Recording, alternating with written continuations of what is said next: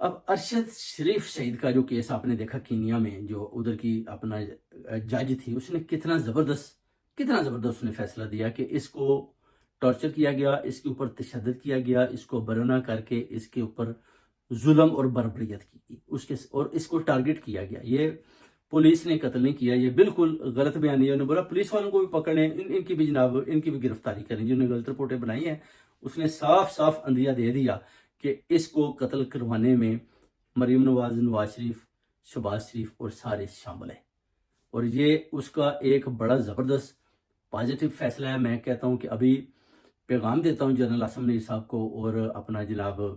Justice اپنا فائز عیسیٰ صاحب کو کہ آپ مریم نواز، نواز شریف اور شہباز شریف کی گرفتاری کو لازم بنائیں، کیونکہ ارشد شریف کا فیصلہ تو ہو چکا ہے۔ اب آپ کی جو جے آئی ٹی رپورٹ ہے اس کے مطابق جو فیکٹ فائنڈنگ رپورٹ ہے وہ بھی آپ دیکھ لیں، اس کے مطابق بھی آپ کو چاہیے کہ